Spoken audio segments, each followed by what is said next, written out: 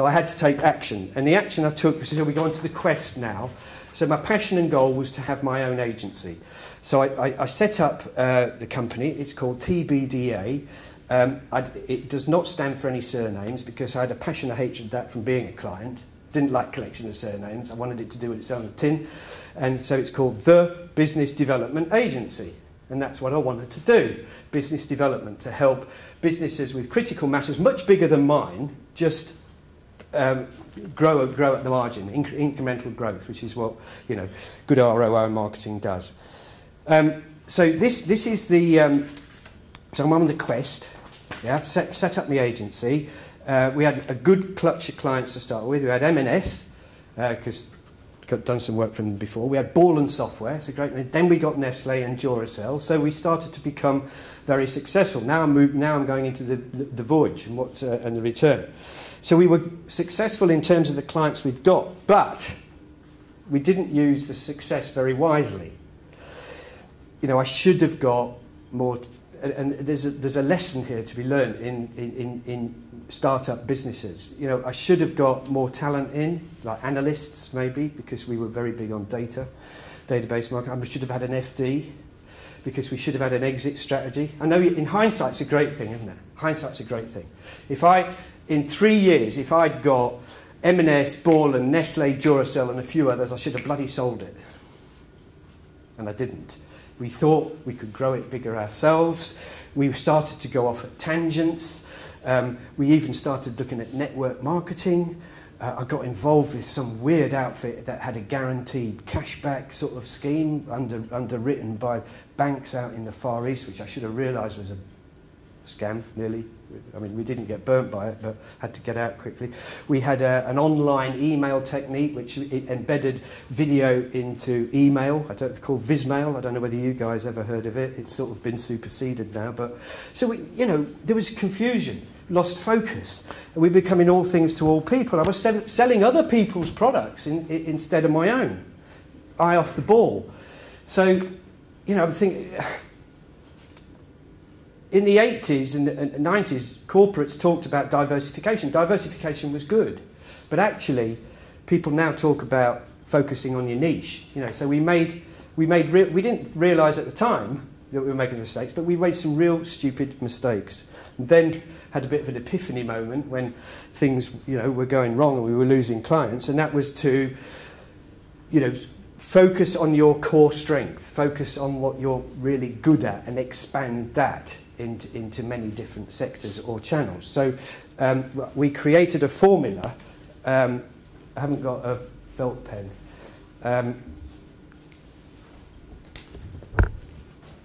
You've got one. This is the name of my agency. You've got one. I meant to give these out. That's right. So we created a formula for business development. I've got this now. Can you read that? Marks and Spencer's equals power times Rick Pullan. Oh, lovely, lovely. So this is market share. This is penetration, target market. This is repeat purchase. So this is all about understanding a universe. This is all about proposition. This is all about frequency of purchase and share of repertoire. There is a third one, which is transactional value as well, but I include that in there, whereas Chris Cardell has it separately. So we started talking to businesses about, there's 6 steps to make this happen. I haven't got time to go through it now, but this was the epiphany moment coming out of the voyage and the return. So we were coming back to roots and what we were good at from trying lots of different things. So the comedy, the parody out of this is I did a lot of stupid things. I got myself tied up in knots with other people. So the message, shame there's not more of us and some younger, but particularly for younger people, is for Christ's sake, don't do that. Don't do that. You know, learn from the people that have made mistakes. Otherwise, I'd be a millionaire. The important thing is quintessential brand excellence. You know, really be excellent in your niche. So we use this formula as a business development platform in terms of how we work with clients. They don't necessarily buy all the 6 stages, but they buy what they want, and we dovetail with their other resources to deliver a business development evolution.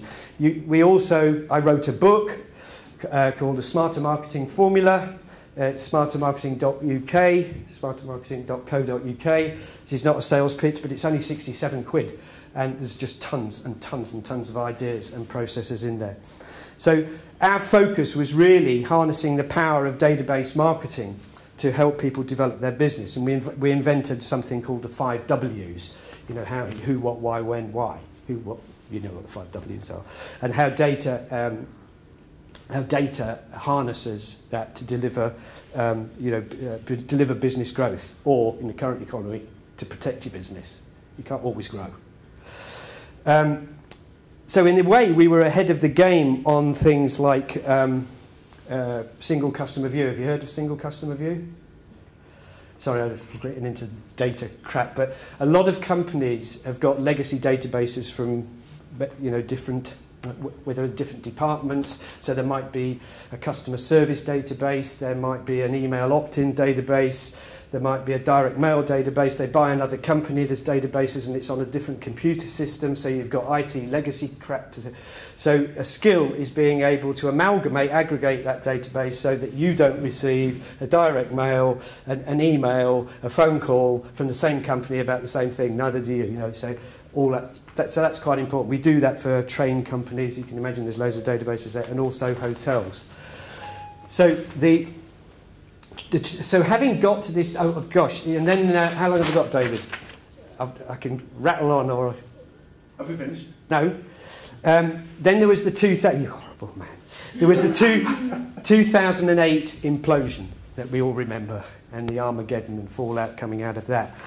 And so, we got ourselves all sorted out on our formula and a bit of simplicity, everything. But, then the tragedy comes. So the monster becomes the hero again. The demons and the fear. And I'm not talking about fear, my fear. I'm talking about corporate fear and corporate demons and bandwagons that people jump on. Anyone know a bloke called Zig Ziglar? Yeah. So Zig Ziglar said, "With others zig, you zag." So I can do that, I can zig and zag, but it's a bit harder for big clients. You've got to be a bloody good CEO, and you've got to be a bloody good board of directors to zig and zag as quick as small people. So the bandwagons were things like everybody getting onto email, everybody going digital, pay-per-click.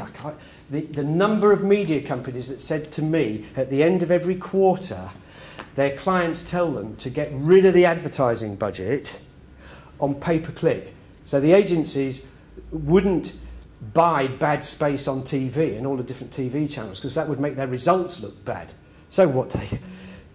Quick shift left, bang all the money into pay-per-click, because it is advertising and it is getting leads to the site. But there is millions and millions and millions of pounds in London going on this technique at that time, to the detriment of direct mail, door drops, emailing campaigns. It was a real problem.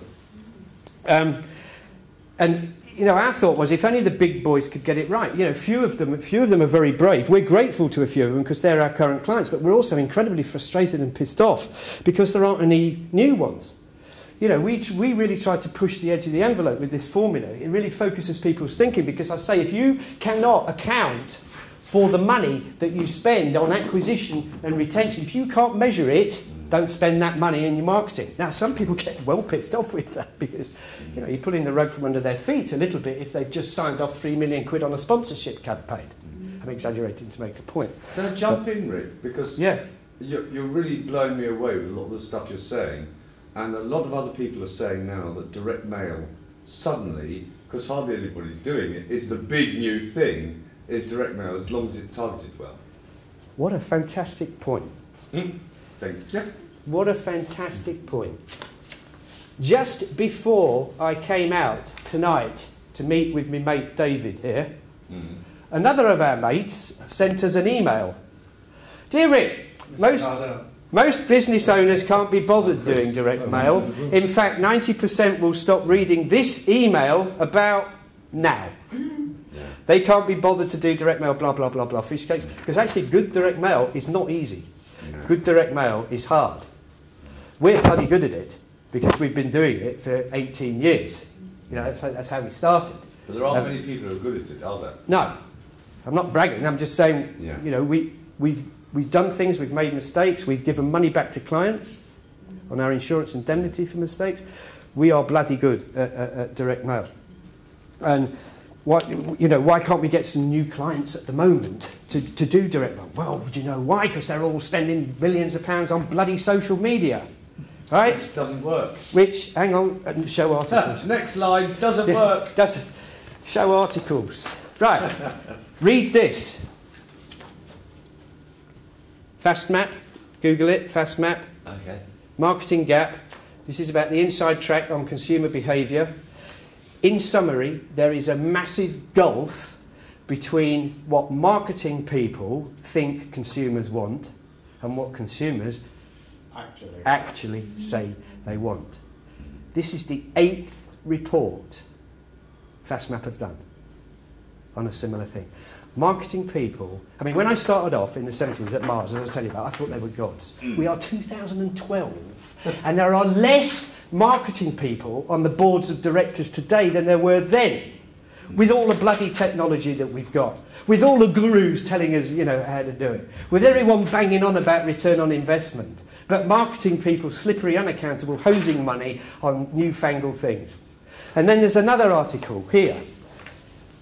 70%. Oh, and the other thing in here, it says, consumers cannot believe how you big brands and corporates piss loads of money on Facebook promotions and social media. You're nuts.